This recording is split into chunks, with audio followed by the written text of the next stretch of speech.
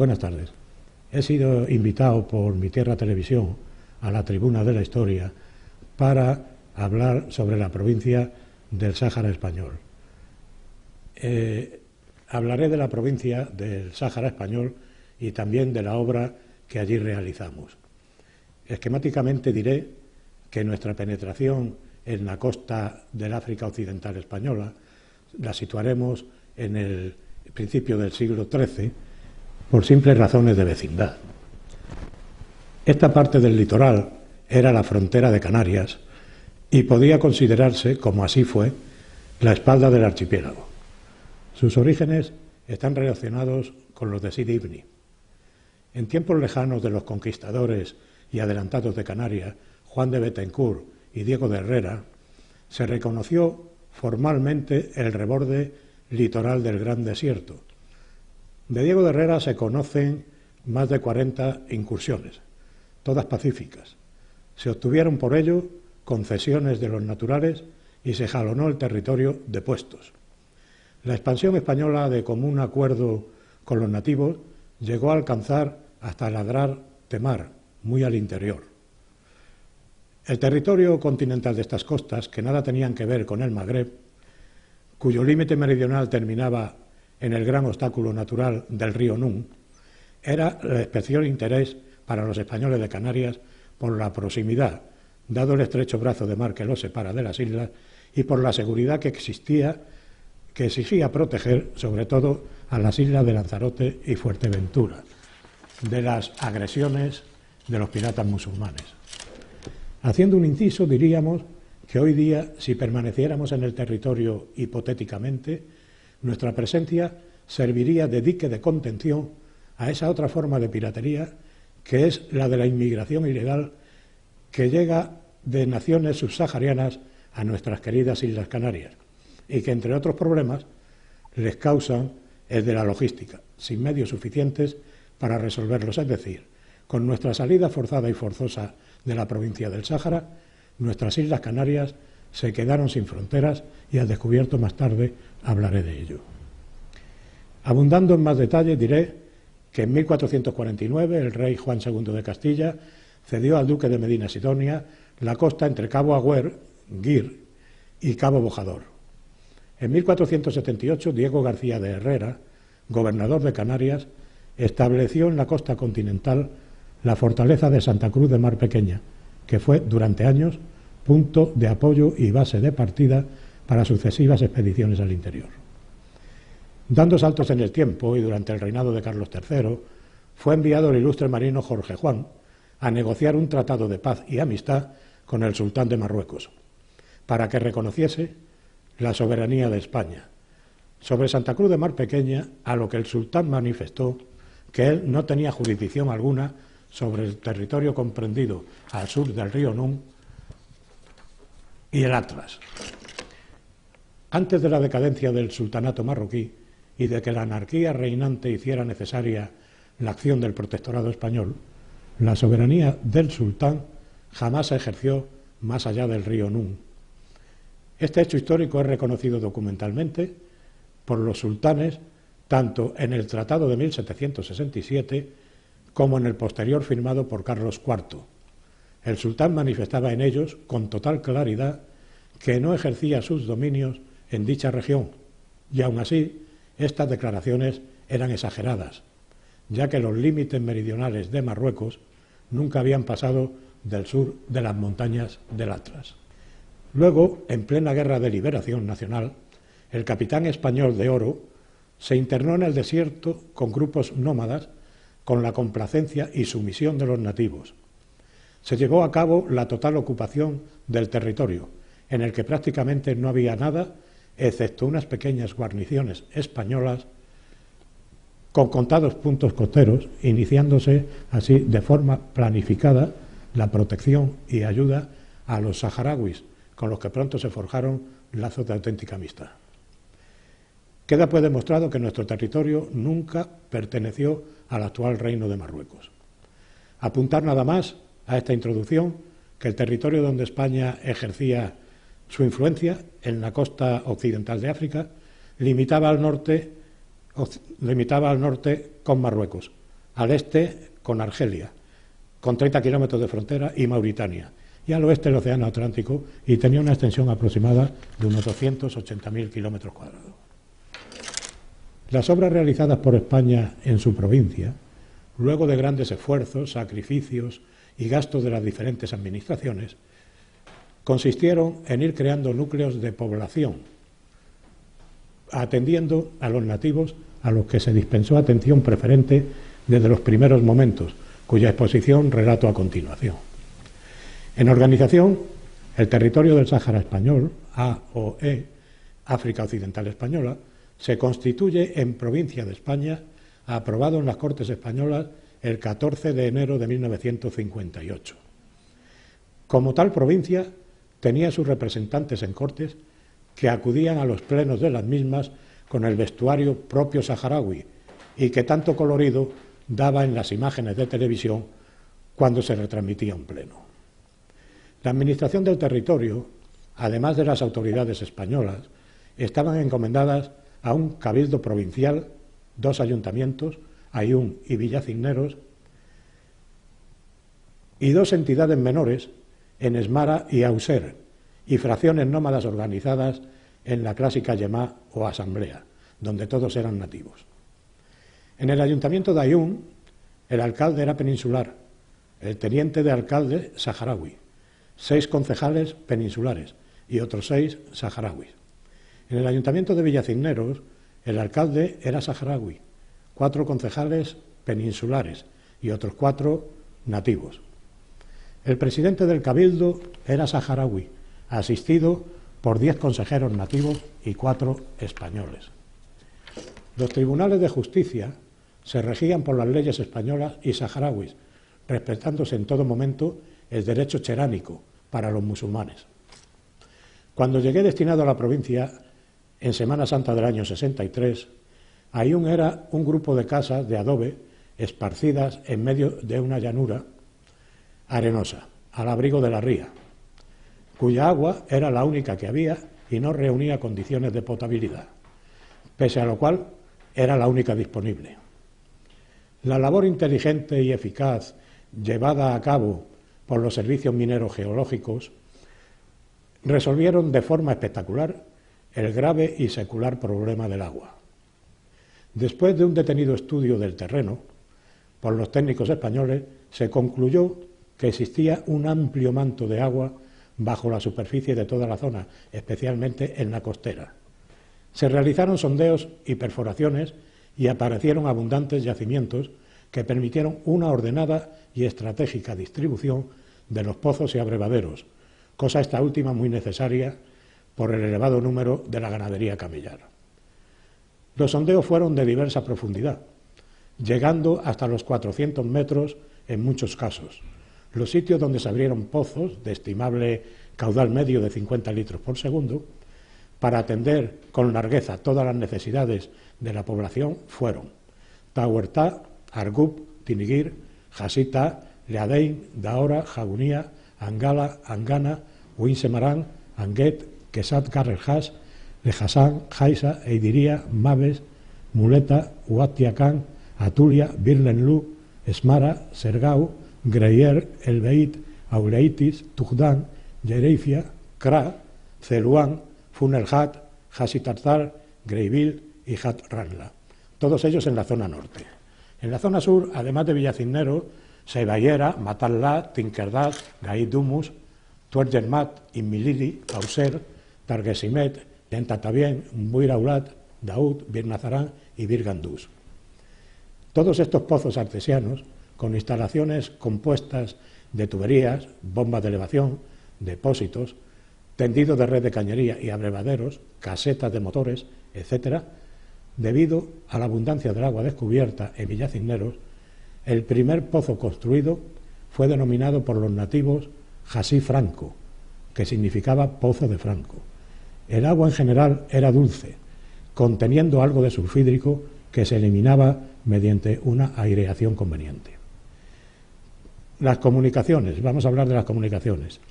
Todo el desierto en general era apto para circular por él con vehículos todoterreno, aunque se disponía de una importante red de carreteras de unos 5.000 kilómetros. La carretera de Ayun a la playa era una vía de vital importancia, magníficamente asfaltada, de firme especial de primer orden, donde salía una cantidad importante de dunas de 10 kilómetros de profundidad. La carretera Ayun-Esmara, de 238 kilómetros, era asfaltada. La carretera que recorre el istmo de Villacisneros, modelo en su género, que unía al continente con la península del mismo nombre y que anteriormente quedaba incomunicada por la pleamar. La provincia estaba unida al exterior por red marítima y aérea. Las primeras tienen su principal desarrollo a través del puerto de Villacisneros y los embarcaderos de Argup en el sur y la playa de Ayun en el norte.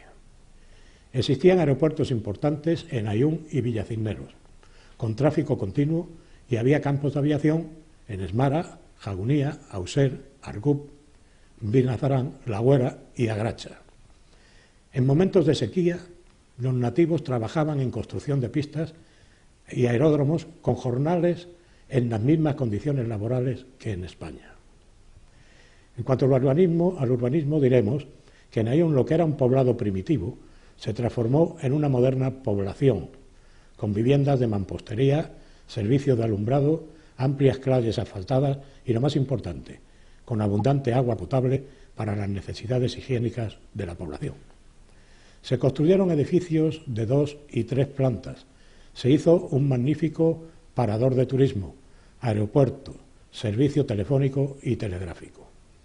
Existían dos residencias con más de 50 habitaciones en cada una, grupo de viviendas para trabajadores en Ayun, Villacisneros y Esmara, escuelas, dispensarios y 2 mercados o zocos, el Zoco Nuevo y el Zoco Viejo. En cuanto a sanidad, la asistencia sanitaria a los nativos era algo desconocido a nuestra llegada allí. Desde los primeros tiempos se atendió a este capítulo.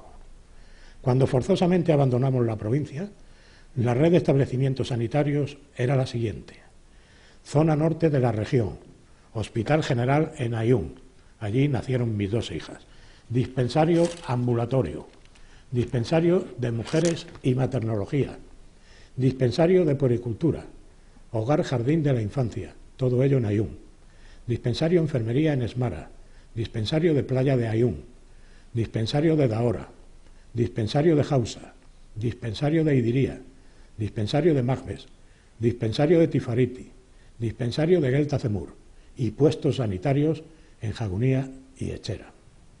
En la zona sur de la región había un hospital comarcal en Villacisneros, un dispensario ambulatorio de la ciudad, dispensario enfermería de Güera, dispensario enfermería de Auser, puestos sanitarios de Birnazarán y Tisla y dispensario de Argup. Los delegados de Sanidad Norte y Sur eran los directores de los distintos hospitales de Ayun y Villacisneros.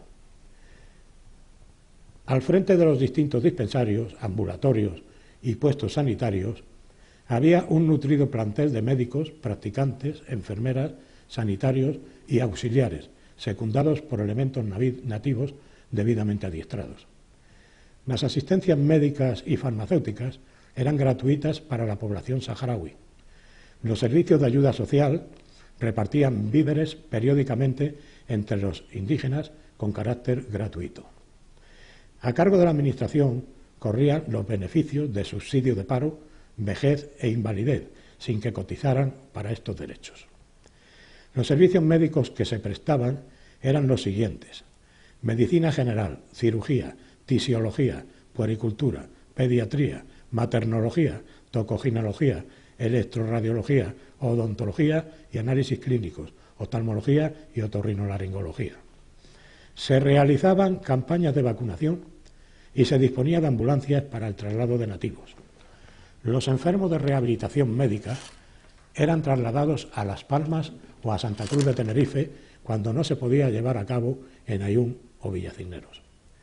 Para la salud mental había unidades de consulta en los 2 hospitales de la provincia y una clínica psiquiatra en Las Palmas de Gran Canaria.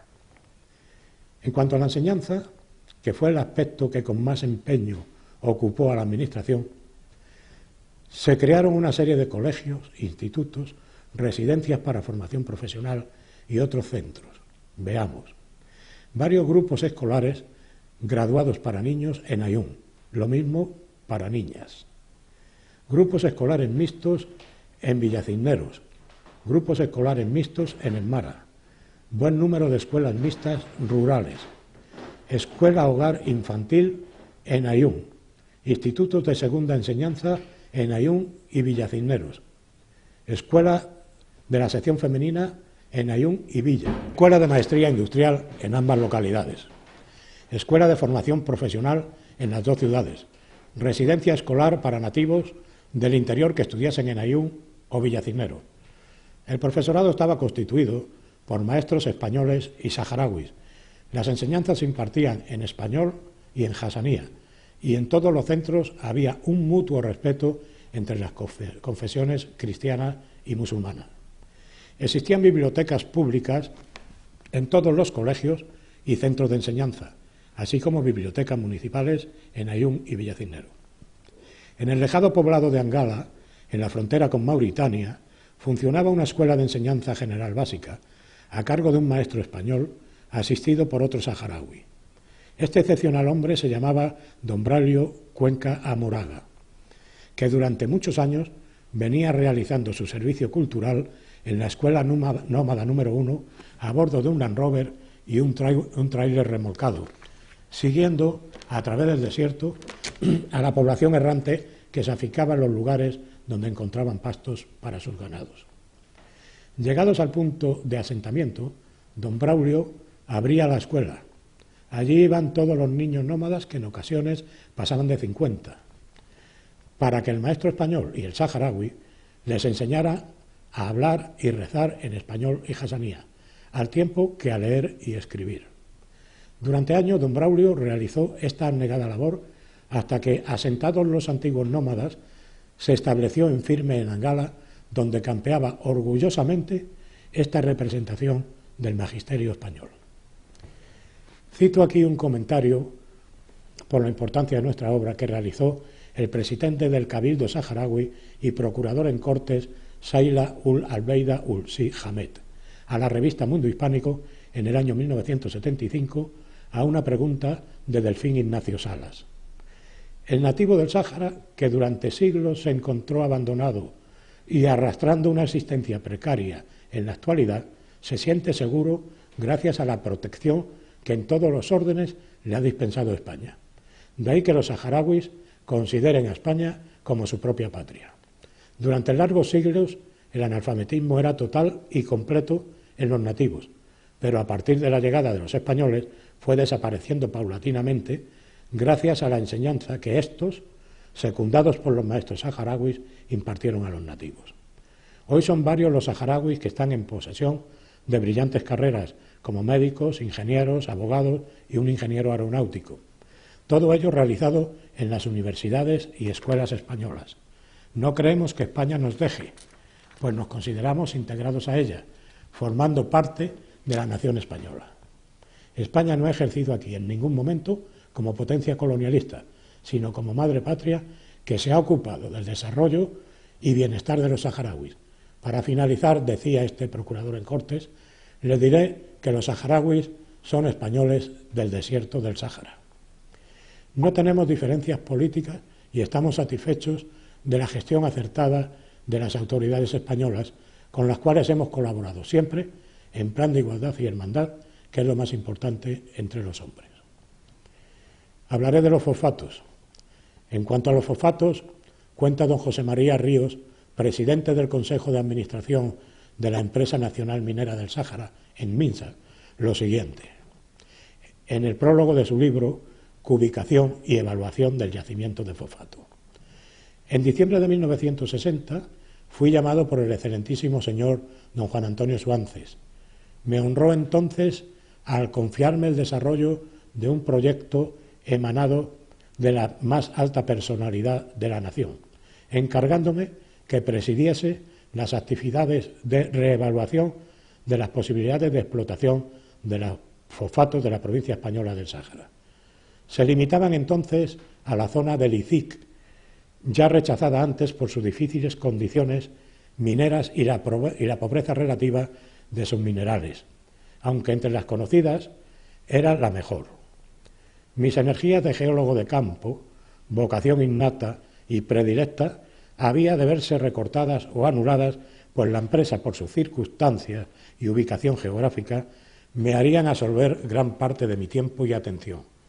Afortunadamente, me vi apoyado y con la responsabilidad compartida por un grupo de brillantes colaboradores en el Consejo de Administración de la naciente empresa. Pronto llegamos a dos convicciones. Los fosfatos de la zona del ICIC, al borde de la Saja Aranra, seguían presentando feas perspectivas, pero también que podríamos encontrar mejores calidades. Si el éxito coronó los esfuerzos de Inminsa, fue debido a la entrega de los colaboradores con los que tuvo la fortuna de contar la empresa desde el Consejo de Administración al empleado más modesto, ejemplarizados en la persona de su gerente, el ingeniero de minas don Carlos Muñoz, incansable máquina de trabajo inteligente y fuente inagotable de iniciativas e ideas, exalumno y compañero y amigo entrañable desde que nos conocimos en la Escuela de Minas. El Instituto Nacional de Industria, propietario de nuestra empresa, que es por consiguiente puramente nacional, no ha regateado ni su estímulo ni su ayuda a la vez que los recibía de las altas esferas del Gobierno de la Nación. Fueron muchas las luchas, sinsabores y obstáculos de toda clase que hubo que vencer batallando con una naturaleza hostil y una economía nacional en desarrollo en todos ellos merecedores de atención. Sabemos que hemos descubierto una de las mejores minas del mundo, con trascendentes consecuencias industriales, económicas y de todos los órdenes. Su desarrollo exige inversiones extraordinarias, estudio de planes atrevidos en el desarrollo de su ingeniería, en suma, graves responsabilidades de las que somos bien conscientes. Pero el día que consigamos ser testigos de la primera carga industrial de fosfato, nos sentiremos también recompensados con creces con la hondísima satisfacción de haber utilizado los medios puestos a nuestra disposición por los españoles para prestar un gran servicio a la patria, dándole una voz fuerte en el concierto internacional de la riqueza minera. Hasta aquí, párrafos entresacados del prólogo del citado libro del catedrático José María Ríos, al que he querido honrar citándole en este trabajo. Don José María Ríos, cuando fue llamado por el ministro Suances, estaba en su cátedra y alejado ya de los trabajos de campo. De ahí la importancia que adquirió el cambio radical en sus actividades por un gran sentido de la responsabilidad y el patriotismo. Desgraciadamente, don José María falleció en el año 1999 sin haber podido ser testigo de la primera carga industrial de fosfatos debido a la traición cometida por la Administración española del año 1975, que abandonó el territorio de una provincia española sin ninguna contraprestación a cambio, ni moral ni económica. Hasta el año de su muerte pienso lo que tendría que haber sufrido este hombre. En su honor daré los datos del yacimiento de Bucrá. El depósito de fosfatos está situado en la zona norte de la provincia del Sáhara, aproximadamente a unos 107 kilómetros al sureste de Layún, capital de la provincia, y a unos 100 kilómetros de la costa atlántica. Sus reservas se estimaban en unos 1.700 millones de toneladas. El mineral que se extraía es de un color amarillo y castaño, con escasos fósiles, algunos restos de peces y coprolitos, y sin materia orgánica, consolidado apenas con un cemento arcilloso margoso que permite su disgregación con facilidad y, en consecuencia, su tratamiento posterior. El elemento portador de fósforo se presentaba en grano fino, eolitos, principalmente en forma de granos de fosfato redondos, con diámetros que oscilaban entre los 60 y 700 micras. Estas distribuciones de tamaños constituían la base del método de tratamiento del mineral. Se estaba produciendo fosfatos de las calidades 75 y 80% FTC. El concentrado comercial de ambas calidades constituía una materia prima valiosa para toda la gama de abonos fosfatados que se produjeran. Otras propiedades del mineral, tales como reactividad, filtrabilidad, consumo de ácido, prensado del producto, ausencia de materia orgánica, etcétera, hacían que fuera particularmente apropiado para la fabricación de ácido fosfórico. Hablaremos de la cinta transportadora, porque el problema de transporte de 10 millones de toneladas año a través de casi 100 kilómetros del desierto, yacimiento, embarcadero, fue resuelto a favor del sistema de cinta transportadora, una vez estudiadas las ventajas técnicas y económicas de este sistema. Las características principales del sistema de transporte eran las siguientes: longitud total 98.653 metros, desnivel 212,60%, número de tramos 11, tramo de longitud máxima 11.650 metros, tramo de longitud mínima 6.769 metros, rendimiento mínimo garantizado 2.000 toneladas hora, velocidad de transporte 4,5 metros por segundo, tipo de banda Steel Core ST 3150, anchura de banda 1000 milímetros, potencia total instalada 20.348 kilovatios. Toda la instalación se accionaba desde el puesto de mando central, situado en el extremo del sistema, en la zona de la playa.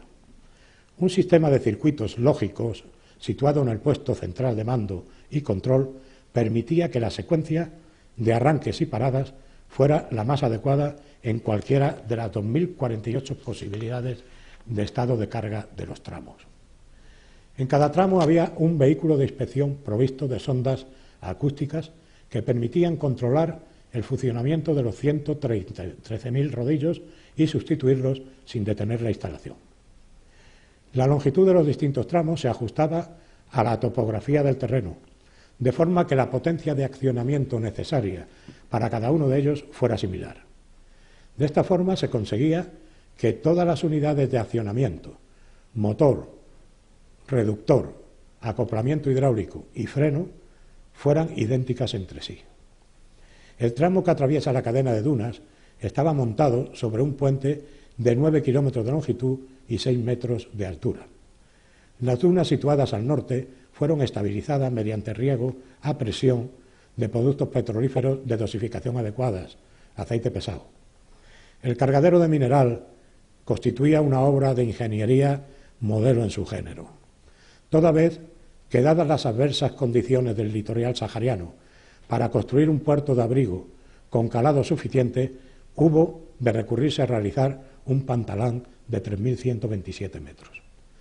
Todo el pantalán y sus plataformas se han construido en hormigón pretensado, lo que permitió realizar módulos de 45 metros de luz y conseguir pilares de más de 40 metros con gran esbeltez.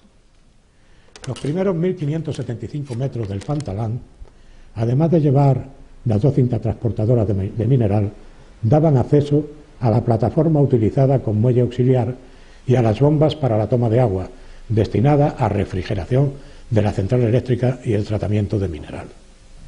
El muelle auxiliar permitía el atraque de barcos de hasta 10.000 toneladas para descargar el material destinado a cada una de las instalaciones necesarias para la puesta en explotación de la misma.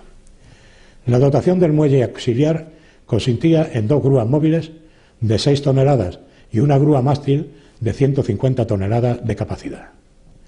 Los últimos 1.395 metros del pantalán daban acceso a las plataformas terminales, donde existían 3 puertos de carga para barcos de hasta 100.000, 60.000 y 20.000 toneladas respectivamente, dotados los dos primeros de 2 máquinas cargadoras con capacidad de 2.000 toneladas hora cada una, y el tercero de una sola máquina con 2.000 toneladas hora de capacidad de carga. La central térmica estaba situada en la zona del cargadero y constaba en su fase inicial de 3 grupos diésel con alternador de 12 megavatios, un grupo turboalternador de 20 megavatios y una planta desalinizadora de 3.500 metros cúbicos día, lo que significaba una potencia instalada de 56 megavatios y de 56 megavatios. En la fase de ampliación previstas se llegaría a una potencia total de 96 megavatios y una capacidad de producción de agua dulce de 10.500 metros cúbicos día, mediante la instalación de 2 turboalternadores de 20 megavatios y 2 plantas desalinizadoras iguales a las de la primera fase. Junto con los servicios, residencias y viviendas para su personal, es lo que realizó en la provincia del Sáhara esta empresa, modelo en su origen. En el año de 1962 se denominó Empresa Nacional Minera del Sáhara, en Minsa, y a partir de 1969, año en el que se elevó el capital social a 5.000 millones de pesetas, suscritos totalmente por el INI, pasó a denominarse Fosfatos de Bucrá, Sociedad Anónima. Hablaremos del Polisario de pasada, por falta de tiempo. El Polisario fue auspiciado en un primer momento por Libia, de tal suerte que en un congreso meeting en el año 72, con toda su plana mayor reunida en Mauritania, es donde el Gaddafi terminó gritando «Viva el Sáhara libre». Ya existía un caldo de cultivo, que creo yo nació el 17 de junio del 71. Paseaba yo con mi esposa y mis hijas, la pequeña tenía 1 mes y la otra 3 años, por la parte de atrás de Colomina, que así se conocía a la barriada de La Paz por haber sido la empresa constructora. Allí había reunidos en la carretera de Esmara y en Jata Rambla, que eran las casas de piedra, había reunido unos 3.000 nativos que habían acudido a la llamada del Partido de Liberación Nacional. Y los hechos ocurrieron de la siguiente forma. A esa manifestación que se había concentrado allí, querían ellos anularla y acudir en manifestación a tomar el Aaiún. La policía territorial con el delegado gubernativo intervino y fueron apedreados los coches, de tal suerte que el gobernador tuvo que recurrir a una compañía de la Legión que desplegó. Como seguían las agresiones, habían apedreado a 4 coches de Chiux que habían tratado de intermediar y seguían las agresiones, no hubo más remedio que desplegar la compañía y abrir fuego. Oficialmente hubo 2 muertos y 15 heridos.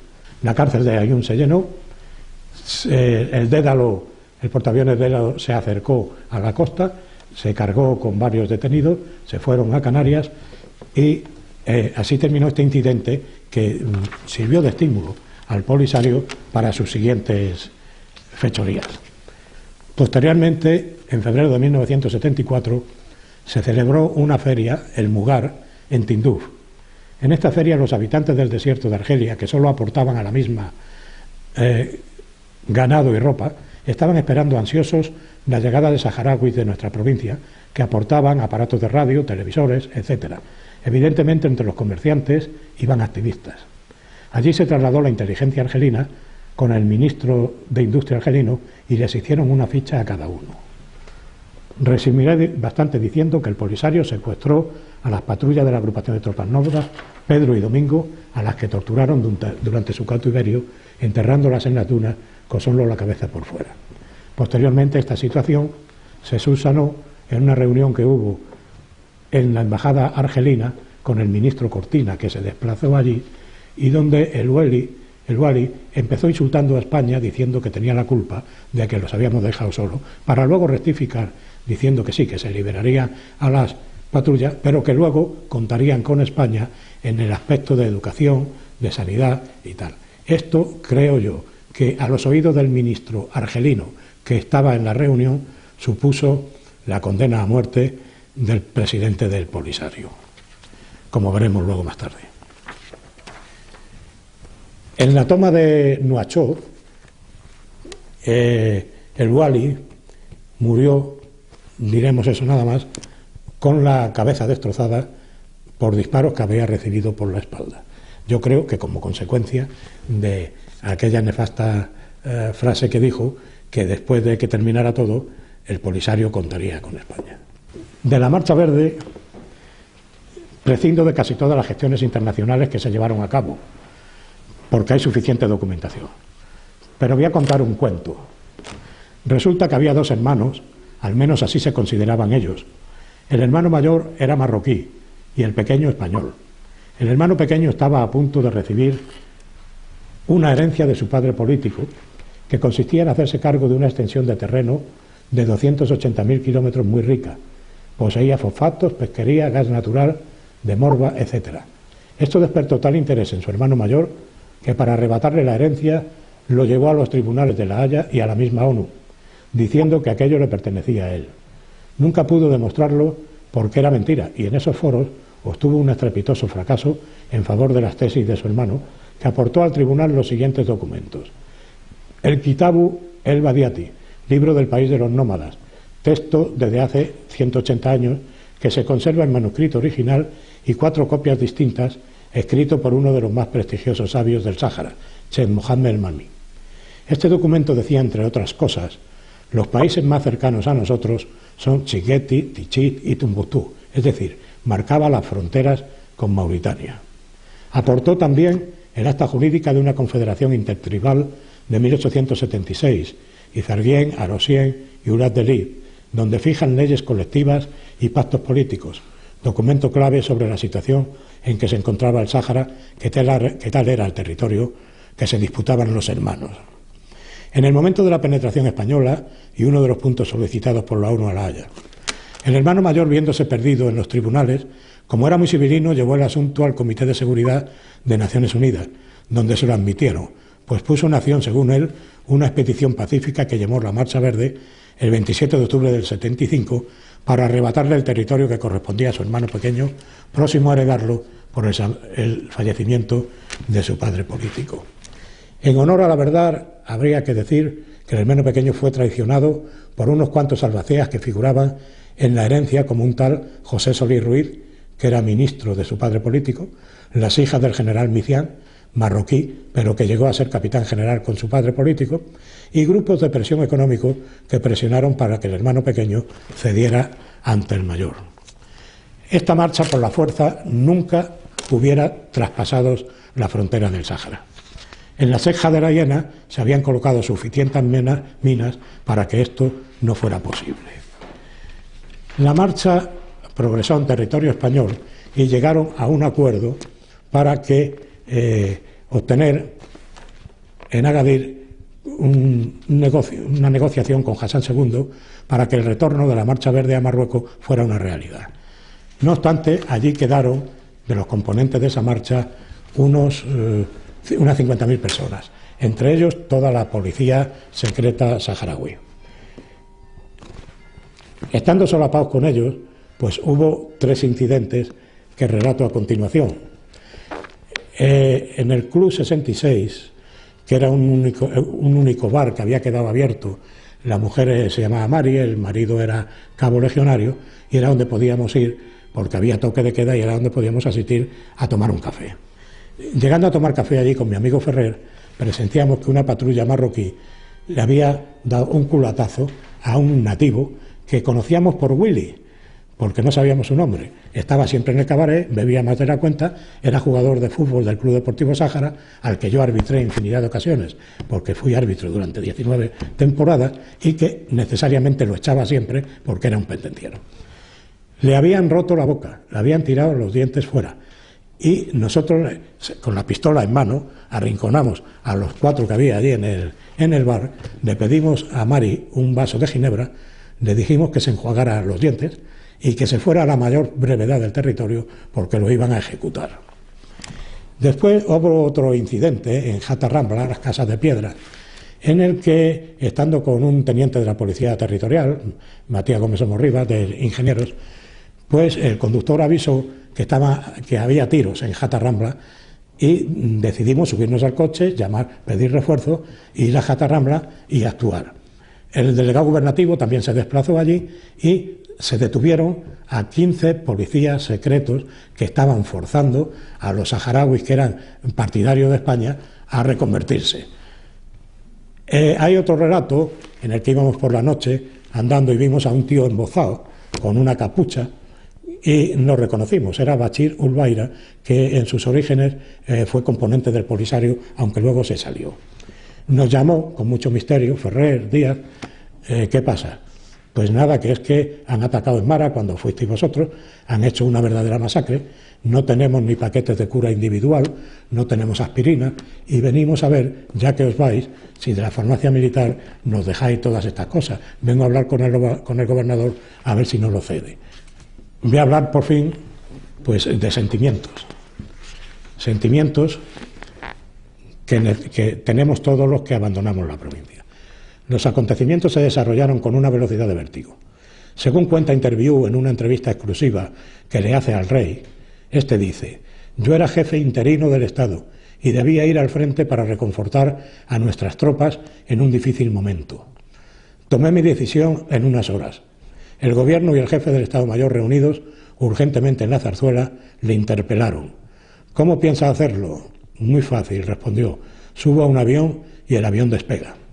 A su vuelta, el rey convoca a Arias Navarro y a los ministros. Dentro de media hora, les dijo, el rey Hassan me llamará por teléfono. Todo el mundo estaba seguro de que había un secreto entre los dos soberanos. Cuando llamó por teléfono Hassan, le dijo: bravo, te felicito por haber tomado esta iniciativa. Eres un gran capitán. En las palabras que dirigió el rey al gobernador, a su Estado Mayor y a los jefes de las unidades, entre otras cosas les dijo que se estaba haciendo lo necesario para conservar intacto el prestigio y el honor del ejército.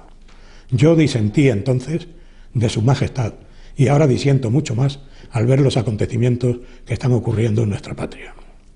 Majestad, si el honor es la obligación viva y presente en nuestra conciencia que nos inclina al cumplimiento del deber, si eso es el honor, yo me vine del Sáhara sin él. Suscribo en su totalidad el artículo que escribió en el Alcázar el coronel de Infantería de Estado Mayor, don Luis Tapia Arrigue Bengoa, en el año 85, y que título sucedió hace 10 años. Al hablar de sentimientos decía: la angustia, el dolor, la rabia y la impotencia nos dominaban a todos.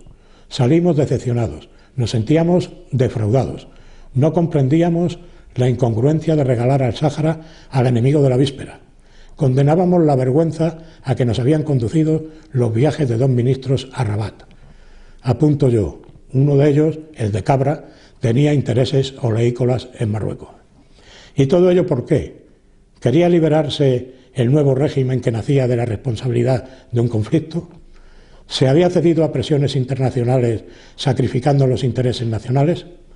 Lo que no cabe duda es que el conflicto se hubiera resuelto en poco tiempo y bien, por mucho material de guerra que facilitaron los Estados Unidos a Marruecos en contra de un aliado suyo en la OTAN como era España. El día 12 de enero del 76, el general gobernador de la provincia emite una orden general, que no voy a leer completa, extraordinaria, de la que voy a extraer 2 párrafos.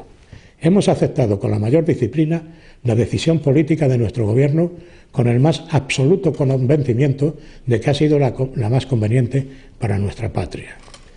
Y el otro párrafo decía: el rey, en su memorable visita del día 2, siendo príncipe de España, nos aseguró que se haría cuanto fuese necesario para que nuestro ejército conservase intacto su prestigio y honor. Gracias a Dios así ha sido y la última misión se ha realizado sin novedad. Termino diciendo que hasta que Dios tenga a bien recogerme, no podré quitarme de encima los sentimientos que acarreo desde entonces de angustia, dolor, rabia, impotencia y asco que tuve. Lloré bastante en nuestro desalojo de la provincia.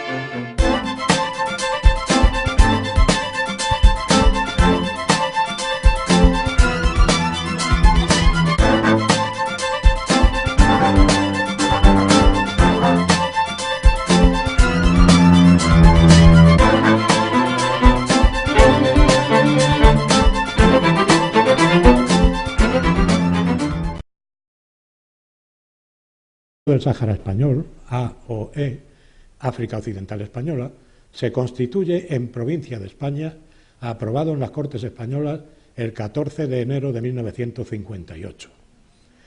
Como tal provincia, tenía sus representantes en Cortes que acudían a los plenos de las mismas con el vestuario propio saharaui y que tanto colorido daba en las imágenes de televisión cuando se retransmitía un pleno.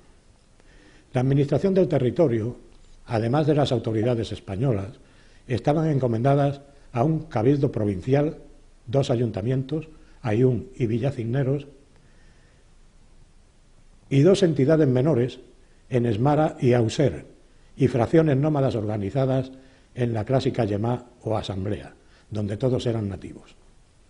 En el ayuntamiento de Ayun, el alcalde era peninsular, el teniente de alcalde saharaui, 6 concejales peninsulares y otros 6 saharauis.